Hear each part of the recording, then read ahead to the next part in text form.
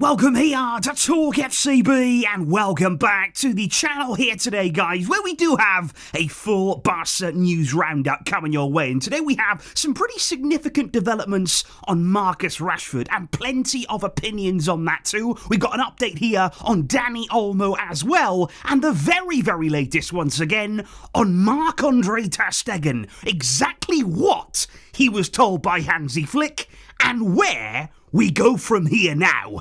It is all on the way, so come on, and let's do this. But if we do indeed begin, guys, with the real topics, the real important topics over the past 24 hours, I mean, obviously, it's Lewandowski's hair. New season, new look there for our number 9. And I've got to say, looks pretty good.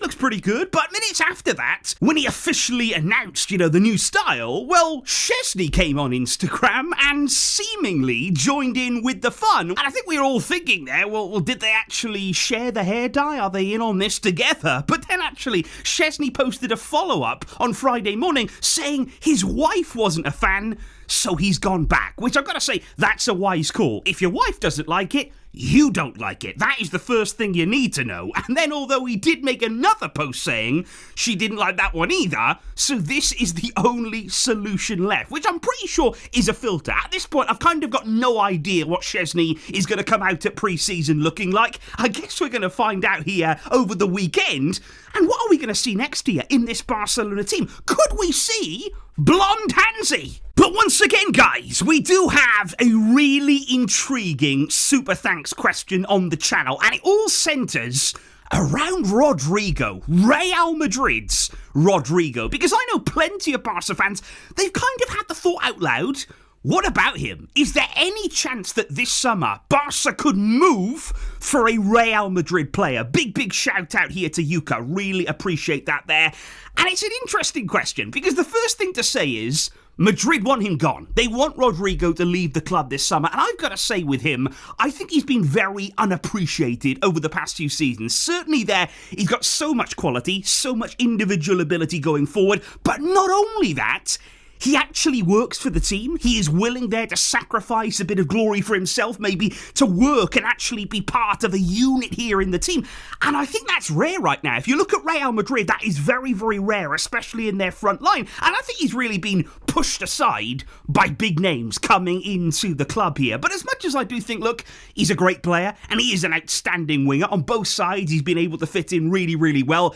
I just think with regards to Barca and Rodrigo, there's just no way that Real Madrid, in my opinion, would sell to us. And look, even if they actually did open the door and open negotiations with us, that price would go through the roof. Make no mistake about that. I mean, already, even from elsewhere, they're looking for around 80 million euros plus for Rodrigo this summer. So for Barca, I mean, you're looking at huge money that I just don't think we're in a position to spend this summer. I think he is a great player. I think we've all quite enjoyed watching him from afar.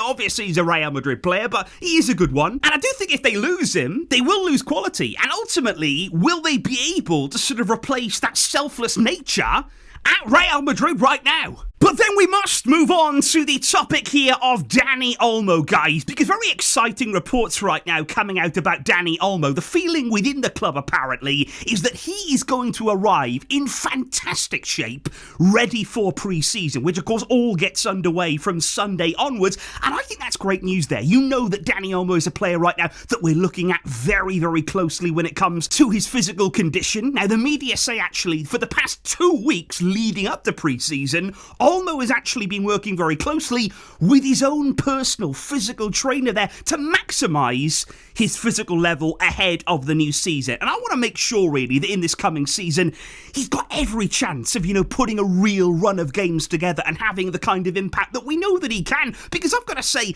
after the injuries with him last season, the way that it was so stop-start, so really disappointing every time that he got injured, there have been rumours that Barca could put Olmo on a similar sort of programme to what we actually did with Pedri. Because remember, when Flick arrived at the club, Pedri was incredibly injury prone. He really struggled there to avoid injuries, and yet last season, he was completely and utterly transformed. So could we see something similar there happen with Dani Olmo? Because I've got to say, there's so much potential there. You know, with Olmo, he is a top player and such a unique profile as well. You could see why Flick was so keen to bring him into the club. We saw many glimpses of that last season, but the problem was every time that he put a bit of a run together, every time there he started to really come into form, all of that momentum, it got interrupted time and time again with those really frustrating injury problems. So I think right here, let's hope that Olmo can have a more injury-free season. We want to see more of him. He can play a huge part in this team, and we know he has the potential to be such an important player. But from there, we do indeed need to move on again to the topic of Marc-Andre Ter Stegen, because we all knew that this weekend, you know, the past days here, they were going to be really crucial when it comes to ultimately informing Ter Stegen of exactly where he stands. Because over the course of the summer so far, nobody's actually spoken to him directly. There's been lots released in the media. You know, Barca, they do go about it in that way sometimes. You know, nobody was that quick to actually tell Ter Stegen, okay, this is your situation. And I've got to say, apparently on Thursday there, Deco met with Ter Stegen personally to discuss a few things, and the reports on that made it seem as though even Deco didn't really tell him up front his situation, didn't really tell him how it really was. Apparently there, Deco said in that meeting that things are changing a bit at Barca, that now your role in the team, it is going to change. There's going to be real competition here for places in the goalkeeping area, and he basically told Ter Stegen, you're going to need to fight for your place. Now, that is not really what the situation is. And I've got to say here, there are suspicions on my side that really Barca board there, Deco, you know, those kinds of people, they've left it to Hansi Flick. You know, they know what's happening with Ter Stegen. They know exactly what the stance is. But did they actually just leave it all here to Flick to be the one who properly tells Ter Stegen where he stands? Because, yeah, on Friday then, Ter Stegen met directly with Hansi Flick. And apparently, Flick was the man who made it crystal clear to him. Because he apparently told Ter Stegen, you are not going to play. Joan Garcia is the starting goalkeeper. Szczesny is my number 2. That's my plan. You are not in my plans for the season, and that is the way that it's going to be. Now, ultimately, that may sound very blunt. That may sound so honest there coming from Hansi Flick. He didn't hold back, but in Ter Stegen's situation, as a player, that's what I'd want. I would want somebody to tell me the truth about my situation. I wouldn't want to be given their false hope. I wouldn't want to be strung along. I wouldn't want to be a few months down the line thinking, okay, I'm not playing at all. I don't even have a chance here in the team. Why was I told that I could compete and that maybe I'd find my way back in? Tell me exactly how it is. However, just as we discussed before though, even despite the fact that Flick was very honest, very firm with Ter Stegen, ultimately, according to the media here, it's changed nothing in Ter Stegen's mind. Absolutely nothing has changed from his point of view. He maintains he doesn't want to leave. It doesn't matter if he's not playing, doesn't matter there if he's not part of Flick's plans. He does not want to leave the club. He still wants to fight, apparently. Ter Stegen's got it in his mind here that he wants to fight. I don't know what he's fighting for. Does he want to fight for a place on the bench? Does he want to fight here for a place in the matchday squad? You know, I don't really know what he thinks is attainable right here. But I think the bottom line, as always in these kinds of situations, the city of Barcelona, it plays a massive part in these negotiations, in these transfer conversations. And apparently we're hearing in the media that Ter Stegen basically, he wants to stay in the city. He actually wants to remain there very close to his children. He's also got a new partner now who is also from Catalonia. So he does not want to leave the city of Barcelona. And from what we are hearing in the media off the back of these meetings here with Deco and now with Flick and with Ter Stegen's stance, very much known by the club, you know, the response from the club is, we're not going to do anything crazy with Ter Stegen. You know, there's not going to be any drastic moves here. They're not going to really go mad to try and get him out of the club. You know, it's not going to turn very ugly here. They are almost going to accept that stance in some ways. They're not going to push on it too hard. And can I just say again, because some people think that I don't believe this, but I do, he has every right to do that. You know, contractually, there is absolutely no obligation for him to walk away from a contract that he was given by Barca until 2028. He's got every right to honour that if he wishes.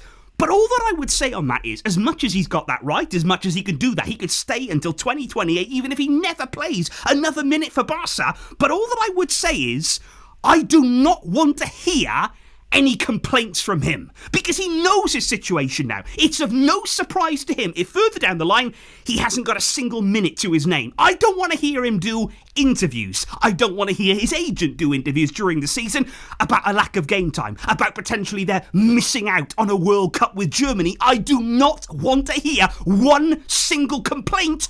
You know where you stand. It's just like with Ansu Fati back in January. Flick told him, you won't play. What happened? He barely played. You know the situation now, because you're well within your rights to honour that contract, but we don't want to see a repeat here about what happened at the end of last season. Basically, where all of this started between Flick and Ter Stegen, whereby there were certain things, certain murmurs, certain actions that actually put the squad in jeopardy, that threatened there to disrupt our flow, to disrupt the dressing room. We do not want that. That will not be tolerated.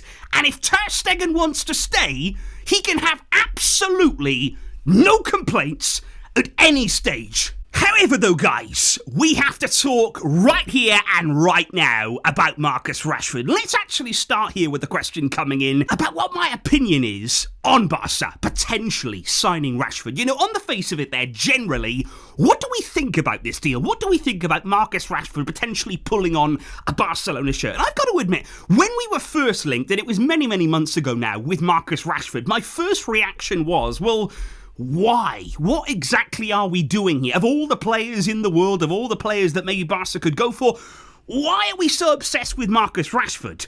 But I think as time has gone on here, and when you go through all of the different options that Barca have right now, how many of those options are incredibly expensive for the club. When you take into account as well our position this summer in terms of FFP, there are still concerns about the one-for-one rule, all of that kind of stuff, it starts to become a better and better option, in my opinion. Because as we've spoken about before, it's about a low-risk deal. That's what it's essentially about here. If we can secure a loan deal, and only a loan deal for Rashford, with absolutely no obligation, you're not going to be tied into anything, that then is kind of like a free hit. If he goes on to impress, and if he goes on to have a real impact in a very successful Barcelona season, that is a masterstroke. That is an absolute genius signing there, that you picked up such a low-price option, and he's really paid dividends. And even if he doesn't perform, even if he comes in and maybe it doesn't work out, well, you haven't wasted a fortune. It's not as though here we shelled out a huge amount of money to get very little in return. But the big thing for me, guys, and the real stumbling block, I think, it's going to be with regard to the wages. That's the important thing, because if it is a loan, that's going to be your big expense, the wages of Marcus Rashford, because on his current salary at Manchester United, we're still talking about massive money. We are still talking about million upon million upon million. Rashford at United on his current deal earns around 300 to 350k a week. Genuinely, over 300,000 Man United right now are paying him on that eye-watering contract. That looks like the kind of contract that Bartomeu would have handed out. It's absolutely crazy, and that is one of the reasons why Man United are so keen to move him on. They're so eager to get rid of him. That's also something that we can use to our benefit, our advantage in negotiations. But I think the really important thing here are the reports that we've heard over the past few days that Rashford, he is willing to take a pay cut. And that has to happen. I really do believe that he is open to that, because he knows in order to make this dream possible, and it is a dream for him, he absolutely desperately wants to join Barca. In order to make that happen, he apparently is willing to take a 40% wage cut. So of course you're still talking about a decent wage, but it's more in the 100,000 mark, 150k, 170k, rather than 300-odd thousand. That is really, really important right here. So Barca, they're certainly looking at this deal. They are talking all the time with Rashford. They are going to open negotiations with Man United very, very soon. However, there could be one more obstacle. There could be one more big hurdle in this deal, and it actually comes from within. Because apparently here, one of the people inside of the club who's very much against Rashford it is actually Deco. He is not one of those who see and understand this deal. He's not one who aligns with this deal.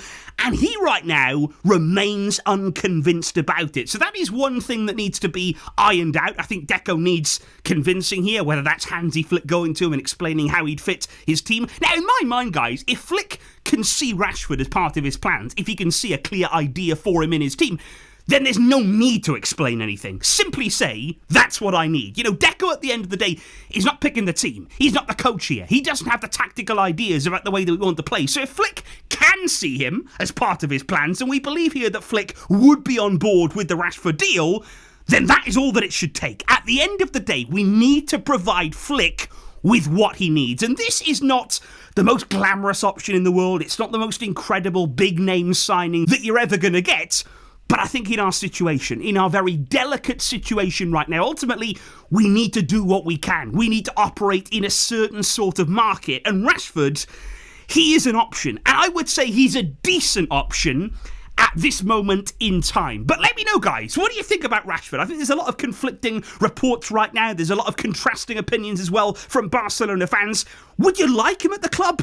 Or do you still not see this deal? Are you maybe with Deco on this one? Do you not see Rashford as a good option for Barca? Let me know your thoughts in the comments down below. I want to know the opinions out there. I want to know the way you're feeling. And of course, there will be lots more updates, lots more on the way very, very soon. Thank you indeed, though, guys, for the fantastic support. Absolutely amazing right now on the channel. And I can't thank you enough for that. But until next time, as always, Veshka! Hail Barca!